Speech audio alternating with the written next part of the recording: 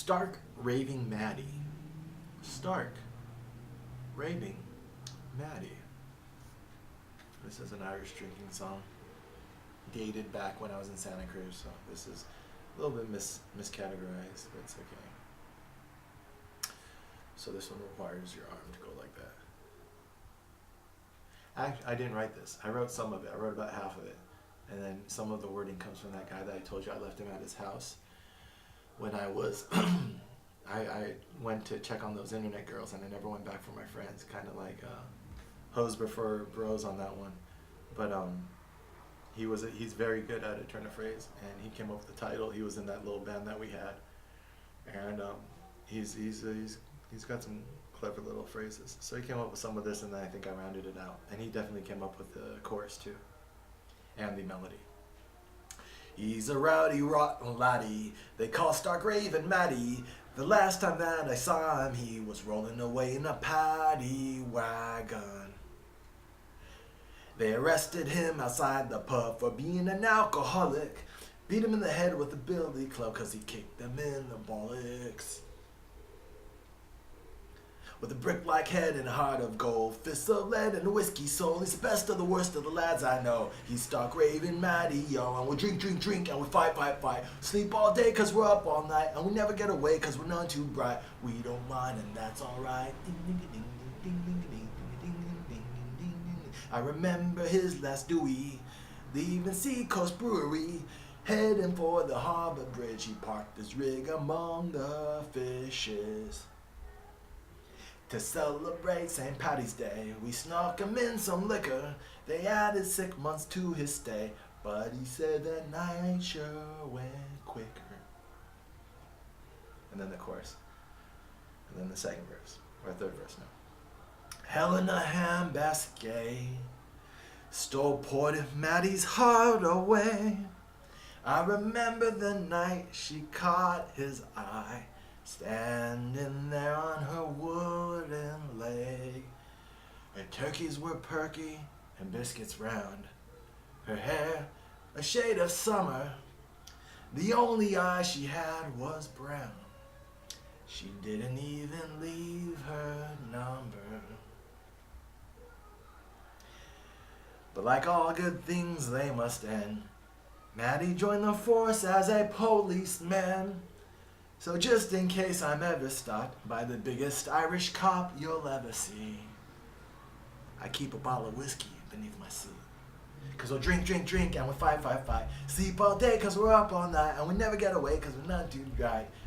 Not too bright, we don't mind and that's alright. With a brick-like head and a heart of gold, fists of lead and a whiskey soul. He's the best of the worst of the lads I know. He Stark Raving Maddie, yo. Something like that. We had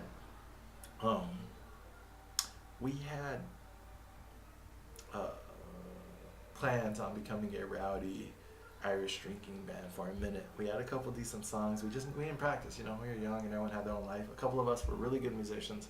I was just learning. That's how life is. The ones who stick in it make it, and the ones who don't. And then we have this. We have like these little scraps from our life, which I think are cool little. Just we're the dudes who like maybe. In my 30s, maybe I could still do it. I think. Damien Rice, late 20s, early 30s, hold himself away and actually finish an album. Or we might be the guys like Stephen King who we just like have like that, the band with our friends and we jam out in our 50s, 60s, whatever. And we play for fun. I'll be playing music all my life. You don't have to, if you do it for yourself, then it's always a pleasure. Santa Cruz and that area produced The Devil Makes Three. And The Devil Makes Three is a really cool band with like this Irish ballad, folksy, bluegrass feeling to it.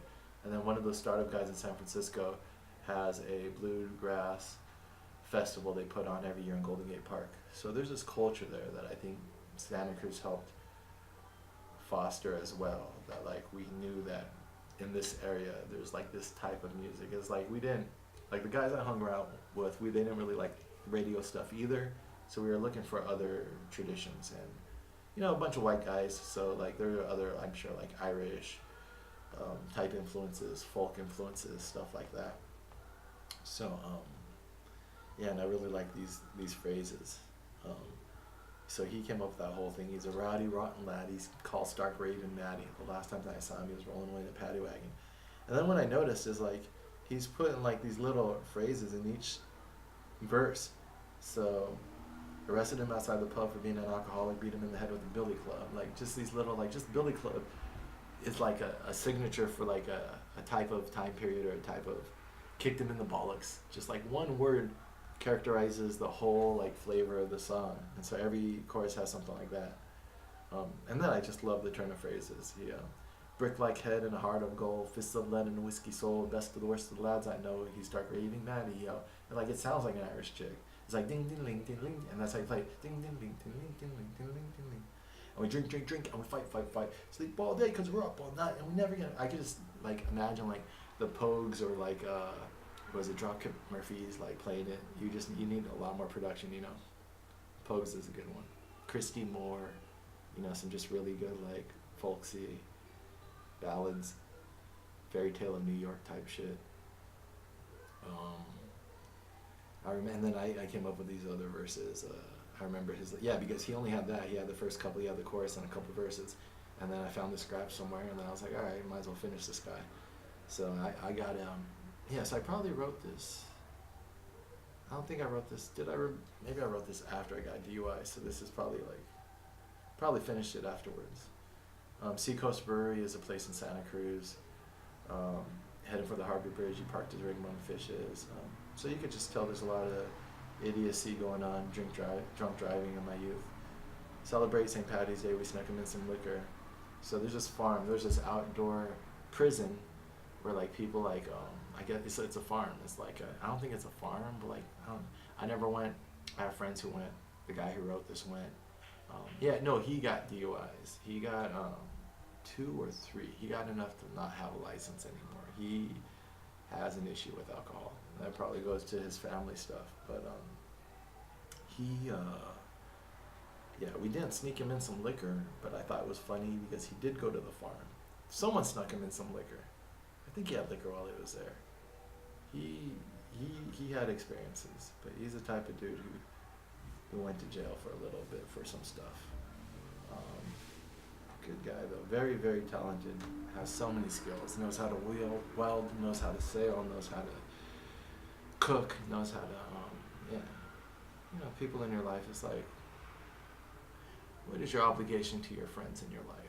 How much can you get the best out of them? Is that your responsibility? Is your responsibility just to love them? How much are we on our own path, and how much are we connected in the social fabric? I think you start with your own self, of course, which is what this project is. And then you work outward from there, and then you go to your family, make sure your folks are taking care of any family members you have, and go outward from there, and then your friends, your circle of friends. And there's this really good phrase I heard: you don't need to set yourself on fire to heat the world, and you don't want to boil the ocean. So just understand what the limit of your own effort is, and that's not to be cynical, but just like literally, if you set yourself on fire, you're not going to heat the world, and you're just going to destroy yourself. So sometimes you have to withdraw your energy in order to conserve it so you can then give it out. And whatever you do give, make sure it's sustainable. And then if you are going to give that shirt off your back, make sure you can go without a shirt. That's what I've been, I guess, doing this year, is figuring out how much can I go without. And I got it down to 2 bags. When I got evicted from my apartment, I just walked away with 2 bags. And then when I was walking on the streets of New York recently, the last couple months before I came here to my folks' house, I was like, all right, that's enough being a homeless bum challenging myself against the world. I think I need to get back to producing stuff and figure out how to turn the money tree back on. But it was 2 bags, and it was me and my 2 bags against the world. So but you know, I needed something. I didn't walk around the street with nothing at all. So some people need a house. I don't. That comes after Occupy Wall Street. Occupy Wall Street showed me how you could live on the streets. It's kind of took away that fear of being absolutely, you know, on the street with nothing. Because after you do it, then you realize, oh, this isn't anything. And I think that's why a lot of veterans do the voluntary homeless as well. After you've been to war, like, not having a roof over your head isn't a big deal. And it actually, again, I haven't seen combat, but the reason why I like being on the street is it clarifies your mind a little bit. Some of that, what you have also owns you. And so sometimes giving up your possessions and going on like a bit of time where you have minimal possessions in your life allows you to clarify your mind. What do you actually believe in, because you have less attachment. That apartment definitely was a lot of baggage that I needed to put down. Still figuring it out. I'm still trying to learn the lessons of that. Learn the lessons of then what do I guess so this brings up my feelings for that friend who wrote half the song. Maybe we can sell it someday. We can get some good musicians, established musicians, to turn it into something, and then we can get this guy a little bit of money, because he has a lot more good stuff in him. And that's what I realize about art too. When you have, you need time and space to get good art out, and stability. Yeah.